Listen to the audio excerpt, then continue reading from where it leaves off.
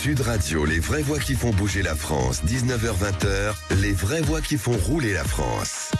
Avec Philippe David, les vraies voix qui font rouler la France. Ça roule bien. Comme chaque... C'est tout ce que vous avez trouvé comme slogan. Oui, elle était facile comme ça. Elle carburait bien quand même. Vous savez quoi ? On vous garde quand même. Allez, au sommaire de cette émission, le prix de l'essence est au plus haut pour cette année 2023. On fera le point avec Francis Pousse, président national des distributeurs de carburant énergie nouvelle chez Mobiliance. Autoplus fête ses 35 ans avec de grosses surprises, dont une voiture à gagner. On en parlera avec Nicolas Bernard, rédacteur en chef d'Autoplus. Et puis le métier de la semaine avec Mobiliance, les dépanneurs, les anges gardiens, des naufragés de la route comme on les appelle. Un métier de passion selon Luc Le Baron, dépanneur à Brunois dans l'Essonne et président de l'association Fier d'être dépanneur. Vers une nouvelle augmentation des malus au poids, on fait le point sur les annonces de Christophe Béchu, ministre de la Transition écologique et de la cohésion des territoires, qui était ce matin l'invité politique de Jean-Jacques Bourdin. On en parlera avec Fabrice Godefroy, expert mobilité et environnement pour 40 millions d'automobilistes. Et puis quelles sont les voitures d'occasion les plus vendues du moment en France? Le classement vient de tomber. Les grandes gagnantes et les perdantes avec Vincent Ancard, directeur général d'Autoscout 24 France. On vous souhaite la bienvenue. C'est les vraies voix qui font rouler la France. Les vraies voix Sud Radio.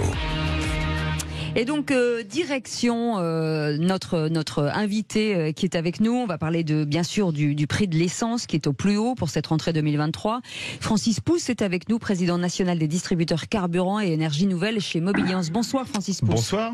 Bonsoir tout le monde. Merci d'être avec nous. Enfin, c'est l'évidence. On regarde la pompe, ça devait baisser.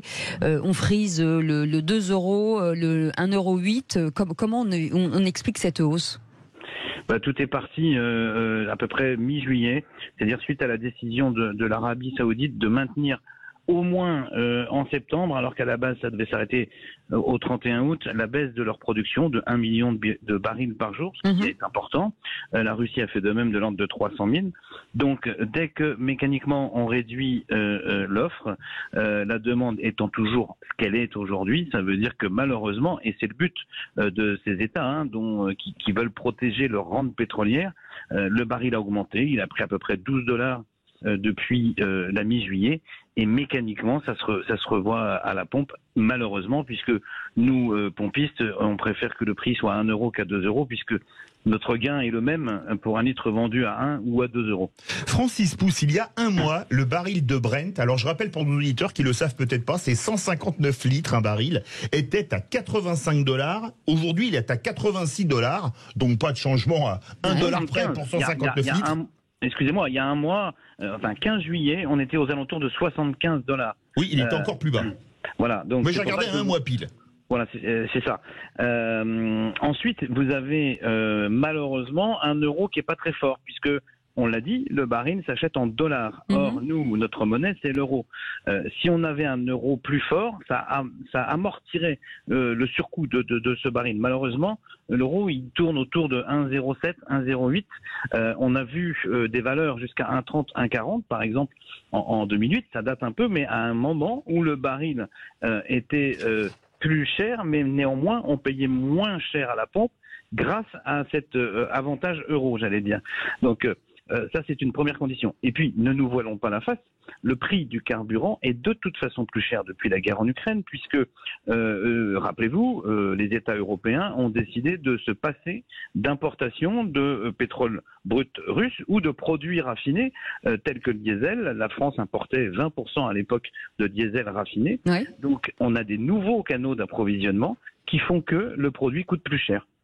Est-ce qu'aujourd'hui la bonne pratique forcément c'est de se tourner vers les grandes surfaces qui elles visiblement font très peu de marge? C'est comme ça qu'on explique le prix un petit peu moins cher, parce qu'il y a quand même des prix qui explosent dans certaines stations-service.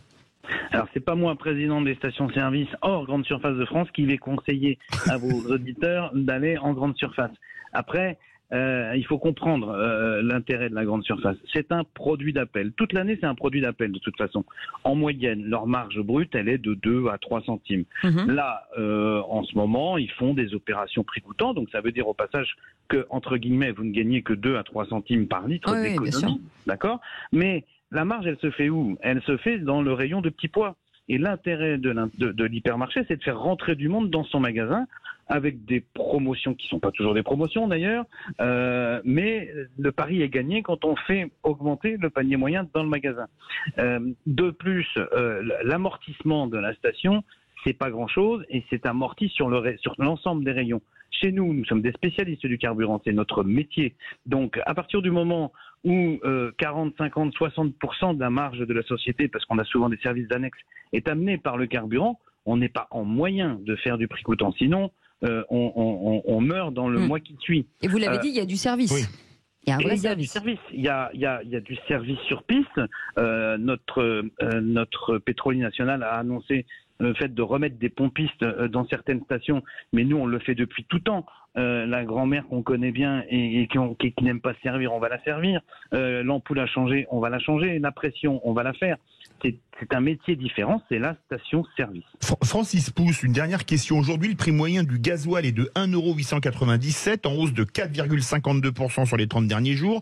Le samplon E10, le 95, à 1,954, en hausse de 1,98% sur la même période.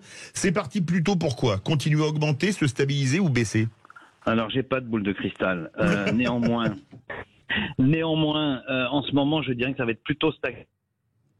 Notons quand même le jackpot pour l'État, puisque autant la consommation de produits énergétiques est fixe, 60 centimes sur un litre de gasoil, 67 sur un litre de samplon, mais la TVA, elle est forcément proportionnelle. Donc entre 1,50 € le litre et 2 €, les recettes de TVA sont largement en hausse. Merci beaucoup en tout cas Francis Pousse d'avoir été avec nous, président national des distributeurs carburant et énergie nouvelle chez Mobiliance. Effectivement, allez dans ces stations-service, vous aurez du service. Vous restez avec nous tout de suite. Nicolas Bernard, rédacteur en chef d'AutoPlus. Les vraies voix Sud Radio. Nicolas Bernard, bonsoir, merci d'être avec nous avec cette une d'AutoPlus. Alors pas mal de sujets comme d'habitude, et ce magazine qui fête son 35e anniversaire. Donc c'est le premier magazine aujourd'hui de l'auto, 35 ans déjà, avec beaucoup de papier et surtout une bonne nouvelle à annoncer. Ah oui, alors la bonne nouvelle, évidemment, c'est nos 35 ans, on en est très fiers. Parce que bon anniversaire. Merci. Bon anniversaire, oui. Le micro. 35 ans, c'est un hebdomadaire, AutoPlus. Depuis 1988, il n'y a jamais eu une seule semaine sans AutoPlus, ce qui fait que aujourd'hui c'est le 1826e numéro qui sort. On est finalement leader depuis notre premier numéro. Ça c'est assez incroyable aussi. Finalement, ça a été fait sur une seule promesse, c'est celle de se mettre à la place du conducteur. Très souvent. Et de dire la vérité. De dire la vérité, mais justement parce que quand on se met à la place du conducteur, on veut savoir les choses qui nous concernent. Pendant longtemps, et c'est toujours le cas, il y a des très beaux magazines qui font des beaux reportages photos avec des belles voitures sur des belles routes. C'est pas forcément les voitures de tous les jours. Nous, ça a toujours été ça. Et même les trucs qui sont pas glam, on va dire, on va parler d'assurance, on va parler d'entretien. Ça a toujours été le cas et c'est le cas depuis 35 ans. La bonne nouvelle, si je peux me permettre, bonne nouvelle pour répondre à votre question, c'est que cette semaine, on fait gagner en plus une voiture. Et ben voilà. C'est bien. Voilà, ça c'est pas mal. Une petite Suzuki Ignis. C'est le tout petit SUV citadin. C'est très sympa. Moi j'aime bien cette voiture en plus parce que j'aime bien rappeler que aux anti-SUV que par exemple un SUV c'est aussi une Ignis. C'est pas qu'un X5 ou un Range Rover. Pour leur rappeler un petit peu qu'il y a quelques différences, qu'il ne faut pas faire de généralité. Ou un Q8 pour vous rendre compte. Et voilà, on fait gagner cette voiture via un concours. On joue comment Alors c'est assez marrant. Il suffit de repérer des codes dans nos pages. Qui sont vraiment cachés, alors qui sont visibles quand même, mais il faut un peu lire toutes les pages finalement. Voilà, c'est ça. Et puis on essaye de les repérer, et puis c'est un jeu concours libre, on envoie sa réponse. Il n'y a pas que ça, il y a une voiture à gagner, mais il y a pas mal. Il y a d'autres lots, il y a des Coyotes, qui c'est un assistant de conduite bien connu, et il y a des stages de pilotage sur circuit. C'est toujours bien de faire un peu de circuit. C'est un spécial salon parce que c'est le salon de Munich qui va commencer. Là, c'est BM qui joue à domicile à Munich. On peut dire ça comme ça. Il y a des grandes nouveautés à Munich. Il y en a beaucoup. Après, c'est un salon qui est vraiment très bizarre parce que il est un peu éclaté dans toute la ville. Il y a vraiment le côté professionnel qui va être dans le hall avec le salon tel qu'on le connaît, mais là il y aura quasiment que des professionnels. Et puis il y a les autres marques qui se greffent un peu en ville. Et puis comme souvent lors des salons, ce qui est assez sympa, c'est que il y a des marques qui profitent qui surfent sur la vague de l'actualité sur ce salon, qui ne sont pas du tout ni à Munich ni en Allemagne, et qui en profitent pour présenter des nouveautés. Côté français, la grosse nouveauté, ça va être le Scénic, le nouveau Scénic. Et qui cartonne encore à la vente. Est-ce que c'est un best-seller? Ça reste encore un best-seller aujourd'hui? Alors la dernière génération a eu un peu plus de mal. La prochaine génération, c'est vraiment le renouveau Renault. Ils ont un tout nouveau designer qui est l'ancien de chez Peugeot pour la petite histoire. Oui. et on voit vraiment le nouveau style Renault. La marque est vraiment en train de changer, il y en avait besoin parce que c'était un peu la belle endormie Renault. On parlait d'inflation tout à l'heure dans les vraies voix, on peut acheter une voiture neuve à 15 000 €. Et oui, et on a Il y dit a un nouvelle dossier surprise. là-dessus. On pensait pas faire un dossier au début, on pensait faire un 2 pages essai, en trouver 3-4. On en a trouvé plusieurs. Il y a encore ces voitures-là, elles sont plus rares qu'avant et c'est encore plus dur de les trouver parce que, vous l'avez sûrement noté, on voit plus les prix scratch des voitures. On voit les locations. Alors, elles sont toutes les mêmes, quasiment, on voit 200, 250. Mais en fait, ça dépend du premier loyer que vous donnez, qui va être des fois 3, 4, 5 000 €. Exactement. Et puis, ça va dépendre de la durée du contrat. Donc, on n'arrive plus vraiment à connaître le prix des voitures. Ce qu'on sait, c'est que les voitures électriques qui sortent en ce moment sont très chères. La dernière fois qu'on a fait un dossier électrique, il y avait 16 voitures, il y en avait 2 qui étaient en dessous les 35 000 €. Pour vous donner une idée. C'est pas beaucoup. Donc, les 15 000, on s'est dit, où est-ce qu'on va les trouver? On en a trouvé certaines et c'est pas du tout des mauvaises voitures. Et c'est quoi? Un exemple, par exemple? Une Suzuki Ignis, tiens, j'en reparle une deuxième fois. Voilà. Il y a des Dacia Sandero, il y a des Fiat, il y a d'autres japonaises qui sont là pour vraiment, avec une entrée de gamme. Souvent, ça va être des constructeurs étrangers qui se permettent d'avoir une entrée de gamme qui va pas forcément avoir beaucoup d'équipements, mais qui aura quand même le minimum maintenant. Il y a plus vraiment de voitures qui ont les vitres manuelles, ça se fait plus trop. Donc, c'est des voitures qui sont bien mieux qu'auparavant. Il y a un grand match franco-français Peugeot-Renault. Ouais, alors là aussi, ça nous a surpris.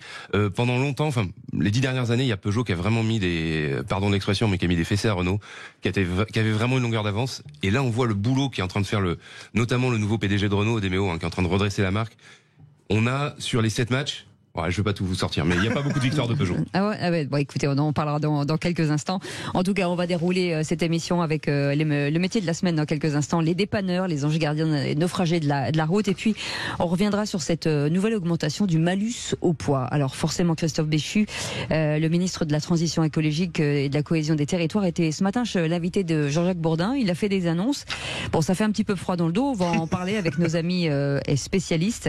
Et puis, bien entendu, on parlera des occasions, des voitures d'occasion qui se vendent le mieux, puisqu'il y a un classement qui vient de tomber, qui se vendent le mieux, et forcément il y a toujours des gagnants et des perdants. On en parle dans quelques instants.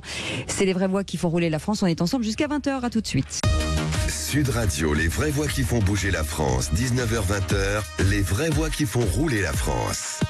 Bienvenue dans les vraies voix qui font rouler la France avec Philippe David. On est ensemble jusqu'à 20h avec nos invités ce soir, puisque Nicolas Bernard, directeur de rédacteur en chef d'Autoplus, est venu avec des cadeaux pour vous. Ce nouveau magazine qui sort, qui fête les 35 ans d'Autoplus, avec une Suzuki Ignis à gagner, des boîtiers, des coyotes, des stages de pilotage, tout un tas de choses. Donc voilà, vous allez feuilleter le magazine, vous allez trouver des petits codes à l'intérieur et bam, la voiture c'est pour vous. Ça c'est plutôt la bonne nouvelle du jour. Et puis il y a un autre métier qu'on aime beaucoup, les métiers de mobiliance, et c'est celui de la semaine, c'est celui de dépanneur, Philippe. Oui, parfois ça fait bam et on a besoin d'un dépanneur, justement, comme vous l'avez dit. Nous sommes en compagnie de Luc Le Baron, dépanneur à Brunois, c'est dans l'Essonne, et président de l'association Fier d'être dépanneur. Bonsoir Luc Le Baron. Bonsoir Luc. Bonsoir à vous deux. Alors tout d'abord, quelles sont les pannes les plus fréquentes auxquelles vous avez à faire face, vous, en tant que dépanneur ? Bah écoutez, sur l'autoroute ou sur les routes normales, en fait, autour de vacances, on a beaucoup à faire à des chauffe-moteurs ou des problèmes de fuite de liquide de refroidissement, des problèmes de batterie HS, parce qu'avec la chaleur, les batteries aiment pas trop ça non plus, des crevaisons, des éclatements, voilà. Bon, ça se cantonne à peu près à beaucoup, c'est des pannes de ce type, quoi, en fait, des pannes simples, mais des pannes de ce type, quoi. Est-ce qu'on se rend compte finalement que les Français entretiennent bien ou moins bien leur véhicule aujourd'hui ? Non, je pense qu'ils essayent de l'entretenir bien. Moi, j'ai un garage, je suis agent Peugeot aussi, donc on le voit à partir du du début du mois de juin, les gens préparent leurs vacances. Bon, là, on sait que beaucoup de choses ont augmenté, etc. Des gens font un peu l'impasse sur certaines dépenses.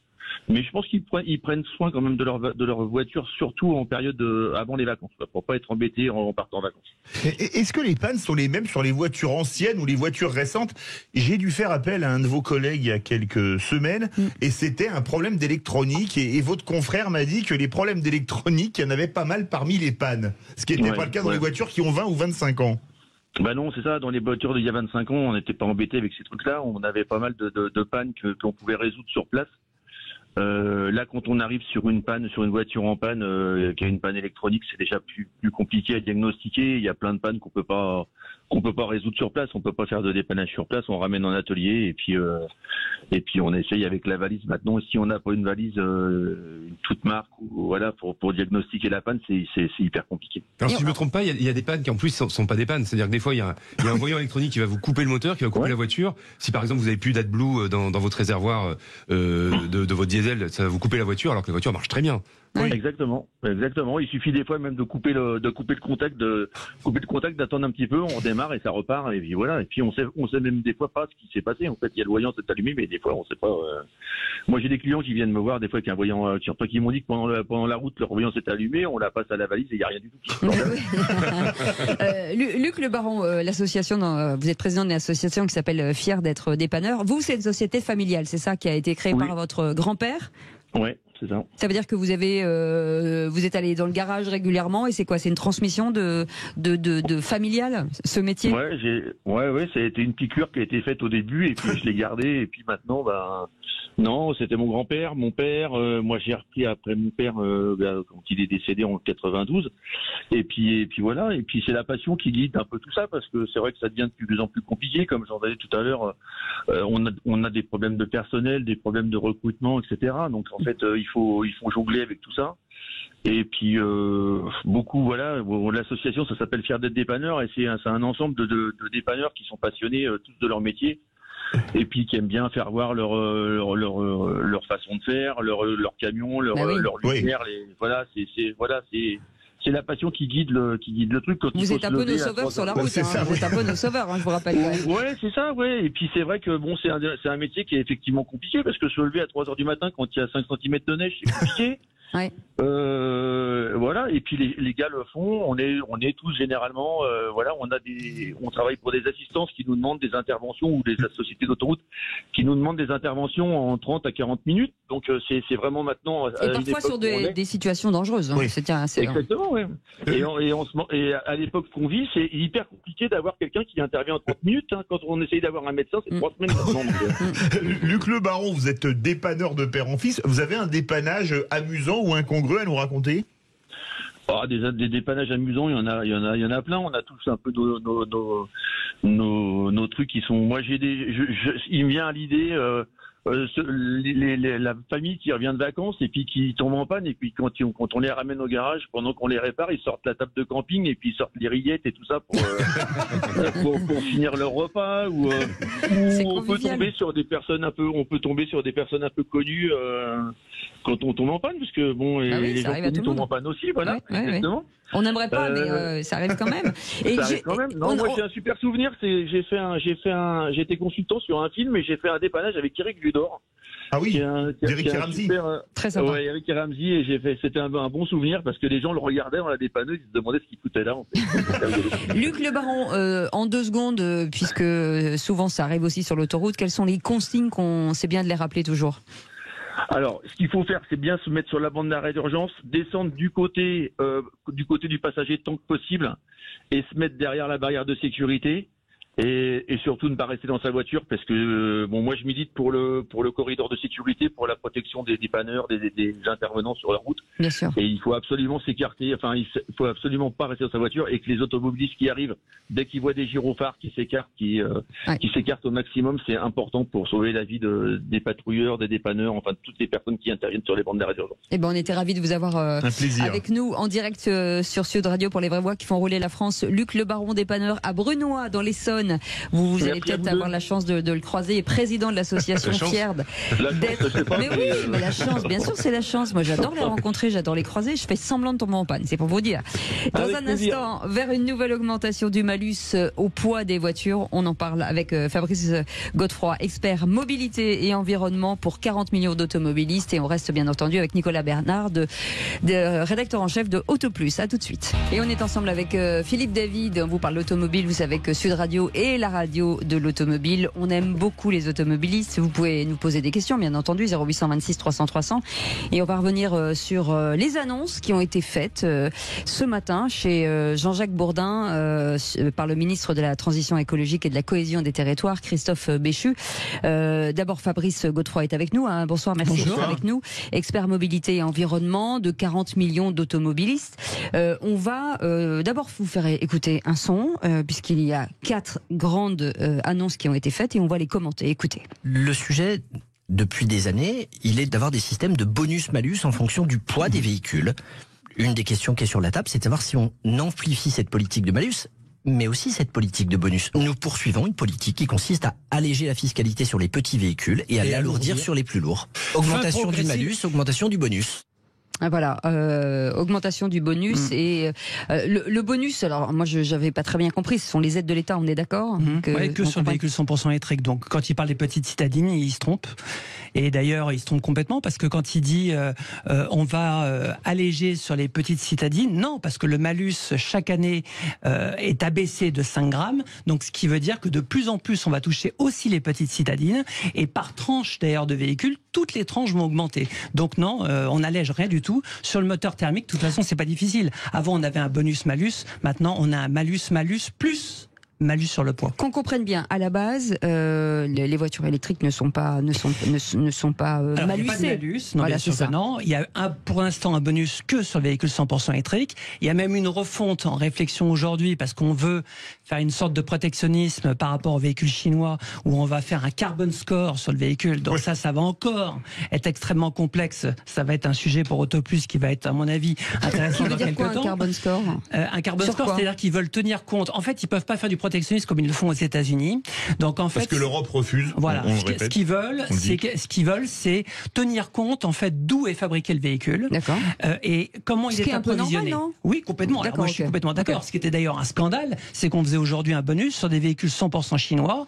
C'est un scandale. C'est-à-dire qu'on est en train de subventionner la Chine dans un pays constructeur comme la France, au détriment de l'industrie européenne. Donc oui, c'était un scandale, effectivement. Ouais. Mais est-ce qu'on se tire pas une balle dans le pied parce qu'on taxe les véhicules plus gros, on donne des avantages aux plus petits, mais tous les véhicules les plus petits, ils sont importés ou presque. On donne pas d'avantages aux plus petits. Non, ils sont moins taxés. C'est ce que j'ai dit. Il avait tout à fait d'accord. Ils sont moins taxés. Ce que je veux dire, ils n'ont pas le même malus.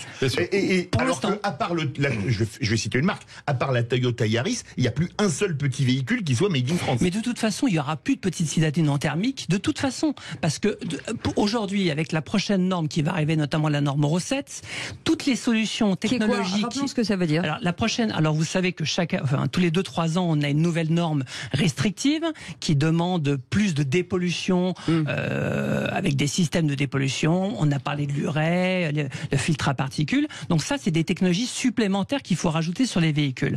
La prochaine norme Euro 7 va être tellement restrictive que ça vaudra même plus le coup pour les constructeurs de faire des investissements sur les petites citadines. Donc ils vont les passer directement en 100% électrique et c'est déjà le cas. La Smart 100% électrique, la Mini 100% électrique. Donc pour pouvoir l'amortir, si on développe un nouveau moteur. Or, comme il y a cette potentiel, qui est pas censé être potentiel, mais qu'on appelle nous potentiel, interdiction de vente des véhicules thermiques à partir de 2035, les constructeurs disent attendez, moi si c'est pour avoir un moteur sur lequel je vais développer des milliards en recherche et développement, et dans quelques années je peux plus le vendre, je le fais pas. Et puis il faut les placer technologiquement, parce qu'on nous dit les véhicules sont de plus en plus lourds et de plus en plus gros, mais forcément ils sont de plus en plus gros et de plus en plus gros parce qu'il faut mettre toutes ces technologies dedans. Mais c'est un problème que les citadines soient plus qu'électriques. C'est un problème pour vous ? Non, pas forcément. C'est juste une chose, c'est juste un fait, c'est que de toute façon, les véhicules thermiques en petite citadine n'existeront bientôt plus. D'accord. Non, c'était juste pour rebondir sur ce que disait le ministre. C'est pas effectivement, si l'électrique a une place, c'est bien sur cette catégorie des citadines et c'est bien en ville. Et c'est bien là où d'ailleurs les constructeurs ont du mal à le faire parce qu'ils savent très bien qu'il va falloir peut-être qu'ils le fassent ailleurs. Carlos Tavares se bat avec la France actuellement pour peut-être fabriquer une prochaine voiture, peut-être pas en Europe. Ou en tout cas pas en France, donc c'est justement un problème. On écoute une seconde annonce du ministre Christophe Béchu ce matin chez Jean-Jacques Bourdin sur Sud Radio. Vous savez qu'il y a un débat qui agite la classe politique sur le fait de savoir si les contrats passés au moment de la privatisation sont plus ou moins importants. Ce qui est certain, c'est que globalement, se dire que on prend de l'argent sur la route pour être capable de financer le rail, c'est le sens de ce qu'il faut faire. Donc on va faire en sorte d'aller vers des équilibres sur les contrats. Donc on va prendre de l'argent sur la route. Je on l'ai va dit. taxer les sociétés d'autoroutes. Je l'ai dit, je crois, d'une manière extrêmement claire. Dis donc, monsieur le ministre, détendez-vous.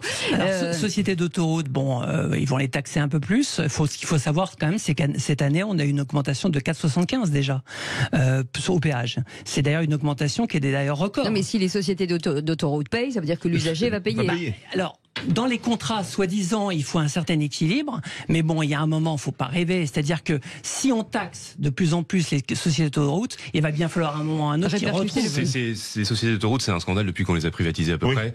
Dès que là, on parle pas même pas d'un journal, on parle de la Cour des comptes, on parle de différentes institutions qui se penchent sur ce problème, et à chaque fois, le constat est le même.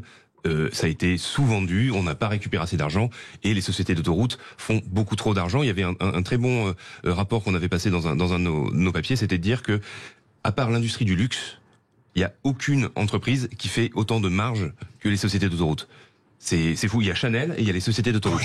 Donc là-dessus, on va les taxer, c'est bien, mais c'est pas les taxer qu'il faudrait. Ça serait complètement dénoncer ces contrats, ce qu'on sait pas faire, parce que ça coûterait tellement cher qu'on peut pas le faire. La dernière fois qu'on a essayé, il y avait Ségolène Royal qui avait tenté d'aller au bras de fer. Elle a tenté d'aller au bras de fer, elle a interdit les augmentations, on l'a payé pendant 5 ans. Il fallait pas les lâcher. C'est ça. Une question, le ferroutage, parce que c'est ça. Oui. Est-ce que c'est pas avant tout une question de volonté politique? Ah j'en suis persuadé, bien sûr. Parce qu'évidemment, en Suisse, tous les camions sont sur des trains. Bien sûr. D'ailleurs, je crois que dans les annonces que vous allez nous faire entendre dans quelques temps, je crois qu'il parle aussi des poids lourds et taxer les poids lourds qui viennent de l'étranger. Effectivement, si on pouvait faire du ferroutage, mais c'est le contraire, on les a éliminés les ferroutages. C'est bien le contraire. De toute façon, c'est toujours la même chose. L'écologie, c'est quoi? L'écologie aujourd'hui, c'est pas à base de solutions, c'est à base de taxes et de restrictions. C'est bien dommage. Écoutez, on a aujourd'hui un angle mort en termes de fiscalité, les poids lourds étrangers. L'essentiel du financement de nos infrastructures et même d'une part de notre transition écologique, ça repose sur la fameuse TICPE, ce que vous payez quand vous faites le plein de votre véhicule. Et il y a une catégorie d'usagers qui ne paient pas, ce sont les poids lourds étrangers, qui font le plein à l'extérieur de nos frontières, qui abîment nos routes en roulant dessus et qui repartent. Payer. Pour ça, le principe d'une eurovignette qui permette de faire en sorte, comme dans d'autres pays, puisqu'on ne peut pas les contraindre de faire le plein en France, de pouvoir participer au financement, mais dont on exonérerait ceux qui font le plein dans notre pays. C'est exactement ce à quoi les services de mon ministère travaillent. Je ne sais pas si on sera prêt pour la fin de cette année, mais nous y travaillons. Je vous le confirme. Fabrice Godefroy, l'Europe qui est contre le protectionnisme et pour le dumping fiscal, est-ce qu'elle va faire l'eurovignette à votre avis ? Alors, je pense qu'en théorie, c'est une bonne idée, mais par contre, il faut se poser la bonne question. Comment ça se fait que les poids lourds préfèrent faire leur plein à l'extérieur de la France? C'est peut-être parce que justement, les carburants sont moins chers à l'extérieur. Quand on va en Espagne ou Luxembourg, c'est sûr qu'ils préfèrent faire le plein là-bas parce que ça coûtera moins cher. C'est aussi une des raisons. Donc, c'est bien le problème. Moi, vous voyez, pendant le Covid, on s'est aperçu qu'on n'était pas capable de faire de vaccin en France. Oui. Par contre, il y a un vaccin qu'on maîtrise parfaitement en France pour l'automobile, c'est la taxonite. Alors ça, la taxonite, on sait faire, et les automobilistes, ils ont vraiment le dos large. Plutôt que de dire, on met une vignette à tout le monde, point barre, de dire, ceux qui vont prendre de l'essence chez nous, c'est absurde. C'est-à-dire qu'il va y avoir des fautes, enfin, il va y avoir des louvoiements. Ce qui est très étonnant, c'est qu'en plus, on a la main, la France est incontournable. C'est comme ça, dans le transport. Pour aller en Espagne, au Portugal, il faut passer par la France. C'est incontournable. Donc, je ne comprends pas, alors qu'on a la main, qu'on n'impose pas ça depuis beaucoup plus longtemps. Et effectivement, pourquoi aller mettre des exceptions qui vont encore compliquer, qui vont donner une possibilité de gruger? C'est quoi, il va faire montrer son ticket d'essence? Pourquoi on ne fait pas comme en Suisse où il y a une vignette autoroute? Rappelez-vous, il y avait les portiques à une époque, on voulait le passer, la taxe carbone. Ça servi à quoi? Ségolène Royal. Ils ont été fabriqués, construits à côté des milliards et ça n'a jamais servi. Non, absolument. Donc c'est pas un scandale. Ils servent de support à certaines caméras, c'est tout. Non, c'est vrai. Non, mais voilà, donc il y a une utilité. Il y a quand même des réalités. Le dernier son? Ou alors, une dernière question, justement pour revenir là-dessus. Est-ce que faire une taxe, une vignette autoroutière comme font les Suisses, ce serait pas la solution pour les poids lourds étrangers? Les poids lourds détruisent beaucoup plus les routes. Les autoroutes sont pas à nous, c'est aux concessions. Mais c'est eux qui font l'argent. Tout l'argent des péages, des autoroutes payantes, des 9000 km et quelques d'autoroutes payantes en France, vont directement dans la poche des concessionnaires d'autoroutes. Donc quoi qu'on fasse, peu importe, ça sera dans leur poche à eux, pas dans la nôtre. Sauf si on les oblige à investir sur l'autoroute. Ils investissent. Voilà. Eux, ils investissent, mais faut quand même se souvenir que. Moi, je vais vous montrer des autoroutes quand même. Excusez-nous. Et en plus, il faut se souvenir que quand même ces sociétés-là, comme Vinci et d'autres, c'est des sociétés à elles aussi qui font les travaux. Oui, mais avec des obligations d'investissement. Les camions étrangers payent quand même le péage. Bien sûr. Bon, donc quelque part, ils le payent déjà. Voilà. Oui, voilà. Bon, le dernier son, écoutez. Ce sujet n'est pas tranché. Vous y êtes favorable ? À condition qu'il y ait des alternatives, c'est-à-dire que vous puissiez donner les moyens d'aller vers de l'électrification de véhicules à ceux qui seraient concernés par cette fiscalité. Ils sont nombreux. Alors, le gouvernement renonce à taxer le gazole non routier pour le moment pour les carburants qui servent aux tracteurs, aux engins, aux chantiers et aux bateaux. Ça, c'est une bonne mesure. Est-ce que c'était pas justement, de taxer des gens sans leur proposer d'alternatives, et à un moment donné, c'est un non-sens aussi. Alors ça, c'est encore autre chose parce que c'est quand même un outil professionnel. Oui. Le carburant non routier, c'est-à-dire c'est des agriculteurs. Le carburant routier aussi pour des gens, c'est professionnel aussi. Oui, bien sûr, mais là, ça l'est encore plus. Donc effectivement, là-dessus, ça me paraît logique. Après, c'est véritablement quelque chose sur lequel il faut faire hyper attention parce que on peut pas passer son temps à vouloir récupérer par-ci, récupérer par-là. On a parlé du carburant sur lequel on a été taxé extrêmement fort. On a d'ailleurs plus de taxes que de produits et de services aujourd'hui, entre une TCP et une TVA à 20%. Donc il y a un moment, la taxe, ça suffit.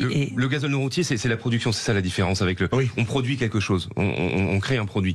Le transport, on l'achemine, c'est très important aussi, bien sûr. Mais si on commence à taxer la production en mettant une taxe qui va encore taxer la taxe, c'est pas possible. Les agriculteurs nous le feront payer. On a déjà des problèmes sur les prix en supermarché. Oui. Si on s'amuse à taxer le diesel non routier, on va avoir des gros soucis avec les agriculteurs. Et en tant que chef d'entreprise, on a déjà subi l'inflation. À taxer. Oui, non, mais s'ils avaient fait ça, bien sûr. Heureusement qu'ils renoncent. Et puis en tant que chef d'entreprise, je peux vous dire une chose, on a déjà subi les inflations, on subit les remboursements des PGE. Donc je pense que les agriculteurs, ils ont autre chose à faire, ou le BTP, d'ailleurs, parce que le BTP fait partie aussi de ça, ils ont autre chose à faire que se prendre des taxes supplémentaires sur le gasoil. Est-ce qu'il y a des mesures qui devraient arriver, qui devraient être plutôt des bonnes nouvelles? Parce que là, on enchaîne les mauvaises nouvelles quand même. Alors, on en a parlé tout à l'heure. Les ZFE déjà, ça se libère un petit peu. Alors, c'est pas vraiment repoussé. C'est-à-dire ça se libère un peu. Paris, c'est 2030 maintenant pour les diesels. Oui, mais ça, c'était parce qu'ils allaient plus vite que la musique. Mais par contre, dans la loi climat et résilience, ça reste Paris et l'Île-de-France, enfin le Grand Paris reste dans le système de la loi climat et résilience, c'est-à-dire l'élimination des vignettes 3, 4 et 5. Sauf qu'il n'y a plus que 5 métropoles maintenant qui sont concernées par les ZFE, par ce calendrier de la loi climat et résilience, et les autres ont été transformés en zone de vigilance. Alors pour moi, il y a deux choses. Il y a une sémantique, parce qu'on voyait bien que les ZFE commençaient à poser un problème, et effectivement, on a une tendance à assouplir, parce qu'on sentait très bien que ça allait quand même devenir un problème. Alors pour l'instant, ça posait pas de problème, les gens se rendaient même pas compte, parce que pour l'instant, il n'y avait pas les verbalisations automatiques. Le jour où il y avait les verbalisations automatiques, je vous garantis que quand on serait rentré dans un périmètre, parce que là on parle pas que des centres-villes, quand on prend par exemple l'Île-de-France, le Grand Paris, c'est à l'intérieur de la 86. Donc vous vous rendez compte que si vous n'avez pas la bonne vignette, vous vous faites taxer en entrant et en sortant, ça aurait été une véritable catastrophe attendant gilet jaune. Bon, pour nous, elle est morte. La ZFE, c'est quand on commence à faire des exceptions à une loi qui est même pas encore appliquée. Comme on dit, ça sent le sapin. C'est la preuve que cette loi avait été très bien réfléchie. Fabrice Godefroy, vous restez avec nous, expert mobilité et environnement pour 40 millions d'automobilistes, et on garde aussi Nicolas Bernard, le rédacteur en chef d'Autoplus. Je vous rappelle, 35 ans avec une voiture à gagner, mesdames et messieurs. C'est peut-être pour vous qui nous écoutez. Vous nous remercierez avec Philippe. Vous viendrez nous embrasser à Noël quand vous serez dans votre voiture. Allez, on reste ensemble jusqu'à 20h. On revient dans un instant. Les vraies voix qui font rouler la France, et c'est Sud Radio. Parlons vrai, on parle vrai, politique, info, automobile aussi. À tout de suite. Dites-moi, Philippe David, ça roule ou pas? Ça roule toujours bien, ça carbure bien aussi. Non, dites donc, c'est bien toutes ces bonnes vannes sur l'automobile. C'est les vraies voix qui font rouler la France. Mais vous savez, tous vous les êtes jeudis une bougie pour cette émission. Non, c'est beau, vous êtes un frein. Je sens que l'émission est en train de déraper. Tout à fait. Il y a des pistons, c'est faux. Voilà, faites attention de ne pas couler une bielle. On est ensemble jusqu'à 20h. Les vraies voix qui font rouler la France avec nos invités. bien entendu, qu'on a gardé Fabrice Godefroy, expert mobilité et environnement pour 40 millions d'automobilistes, et Nicolas Bernard, le rédacteur en chef d'Auto Plus, qui fête ses 35 ans. Happy birthday to you. Voilà, et vous allez pouvoir remporter une voiture, par exemple. Et pour ça, comme dirait la pub, 100% des gagnants ont joué. Donc, à un moment donné, il faut s'engager. Voilà. Et puis, ce classement des voitures d'occasion les plus vendues. Vincent Ancard est avec nous. Bonsoir. Bonsoir. Êtes là en direct avec nous. Bonsoir. Bonsoir. Vous êtes directeur général d'Autoscout 24 France, spécialiste bien entendu des occasions, avec un classement qui vient de tomber, qu'on va vous demander de commenter pour qu'on ceux qui nous écoutent se disent j'ai peut-être la voiture la plus vendue, tant mieux, c'est une bonne nouvelle. Et voilà, donc les classements, c'est toujours les petites voitures qui emportent évidemment le pactole avec la Renault Clio, Citroën C3, Peugeot 208. Oui. Donc ça, c'est vraiment le trio de base de la voiture d'occasion en France. D'accord. Ça veut dire, est-ce que c'est une, Nicolas Bernard sur ces voitures, il n'y a pas de débat, quoi. Et non, depuis quasiment d'ailleurs que Autoplus est paru, hein, je reparle de 88, ça a toujours été chaque année dans le top des ventes en France. Ça a toujours été la petite Renault. À l'époque, c'était la R5 et la 205. Ça a toujours été le match entre la petite Renault et la petite Peugeot, qui sont toujours une et deuxième. Elles n'ont jamais lâché les deux premières places. C'est logique qu'on les retrouve en occasion. C'est génial, parce que ça veut dire qu'enfin des constructeurs français en première place. C'est plutôt très bien. Mais ce que ça veut dire chez nous. Oui, bien sûr. Mais chez nous, c'est bien aussi qu'on appelle français. Mais est-ce que ça veut dire que ces voitures sont fiables? C'est quoi? Qu'est-ce qui fait qu'elles sont intéressantes? Parce qu'elles sont moins chères déjà. Ce sont les premiers prix. Ce sont des voitures aussi qui ont su s'adapter. C'est-à-dire que ça a toujours été des voitures qui, à la fois étaient abordables et qui savaient presque tout faire selon les époques. À l'heure actuelle, une Clio ou une 208, c'est une voiture qui peut tout à fait traverser la France sans problème. Et puis, simplement, c'est les entrées de gamme. Donc, en toute logique, c'est celles qui se vendent le plus. Vincent Ancard, vous avez parlé Clio, C3, 208, très bien. Ensuite, c'est Volkswagen, quatrième constructeur. On avait Renault, Peugeot, Citroën. Mais ensuite, c'est amusant, BMW, Audi, Mercedes, 3 constructeurs premium. Ah oui. Comment expliquer ceci? Exactement. Donc, ce sont vraiment des marques qui sont très demandées en occasion. Et c'est-à-dire vrai un peu dans tous les pays européens. Donc on trouve ces classements dans pratiquement tous les pays. On trouve des généralistes en tête, et puis on trouve rapidement en fait des marques premium allemandes qui trustent les premières places. Oui, ça c'est étonnant. Oui, alors il y a deux raisons à ça. La première, c'est la réputation de fiabilité qui est pas toujours vérifiée, mais la réputation de fiabilité de ces marques. Le Deutsche Qualität. Le Deutsche Qualität, c'est ça. Par contre, ce qui est vérifié, c'est la qualité des matériaux, c'est-à-dire qu'il y a peu de ce qu'on appelle les rossignols, le mobilier bouge pas. Et autre chose, c'est que ces voitures-là s'échangent beaucoup. C'est-à-dire que quand on va acheter une Clio, on va peut-être la garder jusqu'à ce qu'elle rende l'âme. Par exemple, une Audi A3, on peut se l'échanger et on peut la revendre. Elle aura peut-être fait 3 clients, 3 automobilistes en une année.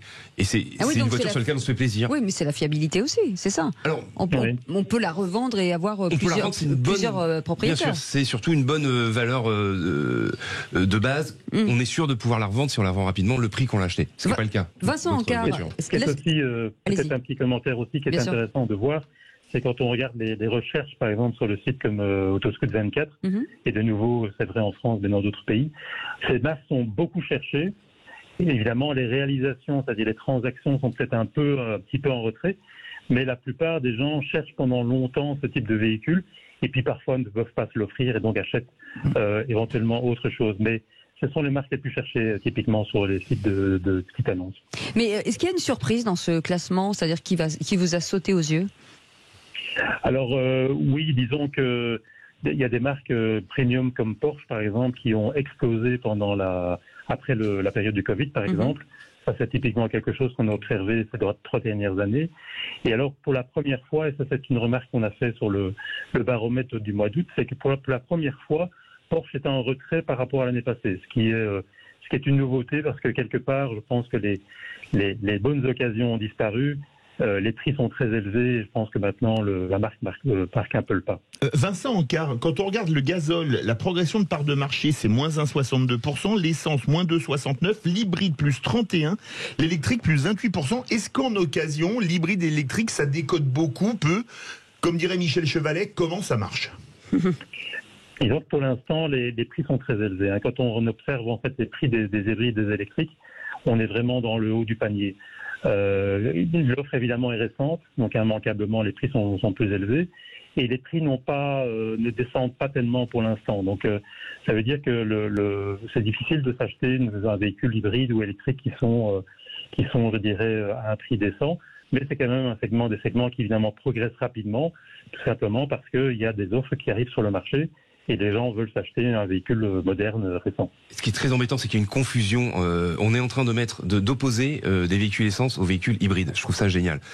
Déjà, il y a plus de la moitié des hybrides qui sont vendus, qui sont ce qu'on appelle des mild hybrides. Donc en gros, c'est une voiture qui a un gros stop-start. C'est une voiture essence, pure et dure. Oui. Vous ne la démarrerez jamais sans essence, elle ne roulera jamais à l'électrique. Et on les oppose. J'ai entendu l'autre jour à la radio, je n'étais pas chez vous, pour la première fois, les voitures thermiques. C'était un raccourci qui était très mal fait pour éviter une répétition, pardon. Pour la première fois, les véhicules thermiques n'étaient plus majoritaires dans les ventes en Europe. Ce qui est évidemment totalement faux, puisqu'un hybride est un véhicule thermique. Essayez de rouler avec une hybride sans essence, vous allez avoir beaucoup de mal. En France, l'électrique va culminer à 15% en fin d'année. Le reste, ce sont des véhicules thermiques. Et sur la durée de vie de ces voitures d'occasion, on en est où aujourd'hui? C'est quoi? On garde une voiture combien de temps en moyenne? Alors là, le prix moyen d'un véhicule d'occasion, typiquement qu'on trouve sur un site comme Autoscout, c'est disons autour de 9 ans. Hein, c'est à peu près l'âge qu'on voit. Et ça correspond plus ou moins à ce qui est vendu sur le marché français. Est-ce que les ZFE ont changé le regard des gens sur est-ce que ça le report notamment? Oui, le report. Enfin, je sais pas. Est-ce que ce sont des gens qui on disait depuis des mois, les gens étaient en disant est-ce qu'il faut que j'achète une électrique, pas une électrique. Est-ce que finalement ça a changé quelque chose? Est-ce que finalement ils se sont mis un peu plus quand même à l'électrique? Quand vous voyez, il y a très peu de temps, il y avait pas de voiture électrique à la revente. Aujourd'hui, on sent quand même que ce sont des voitures qui se revendent? Alors le véhicule électrique d'occasion reste quand même très marginal. Hein. On parle de 1,6% du marché, donc ça reste quand même extrêmement faible. Le marché, il est quand même encore dominé par les diesels, 50,7%, donc ça reste quand même la grosse majorité. Alors l'autre phénomène que l'on observe depuis maintenant presque un an, c'est évidemment le vieillissement de la voiture d'occasion de moyenne, puisque les segments des voitures les plus anciennes, c'est le seul segment qui progresse réellement dans le marché. Donc, et c'est un segment qui est, je dirais, plus ou moins équilibré sans diesel. Et je dirais récemment, le diesel même prend le pas même sur les essences dans ce segment des véhicules les plus anciens. Voilà, donc c'est évidemment le vieillissement, je dirais, du panier moyen qui se fait. Évidemment, dans les véhicules les plus récents, là, on trouve évidemment une proportion les moins d'un an, par exemple, c'est une voiture sur 3 qui est achetée en hybride. Merci beaucoup Vincent Ancard d'avoir été avec nous, directeur général d'Autoscout 24 France. Merci beaucoup Fabrice Godefroy, expert mobilité environnement pour 40 millions d'automobilistes. C'était passionnant. Et merci beaucoup Nicolas Bernard, rédacteur en chef d'AutoPlus, qui fête ses 35 ans avec une voiture à gagner. On va mettre notre petit bulletin avec Philippe. Je vous le dis tout de suite, c'est Philippe David Cécile de Ménibus. Vous vous souviendrez de notre nom. Merci beaucoup à notre magnifique équipe. Merci Benoît, merci Aurore, merci Aude et merci Ottilie. Et merci Jean-Marie Bordry d'avoir préparé cette émission avec talent et avec brio. On se retrouve demain ? Absolument, à 17h. 17h. Dans quelques instants, on retrouve Jean-Jacques Bourdin pour la rediffusion de Parlons Vrai chez Bourdin. À demain, Cécile. Merci, salut, bonne soirée, à demain.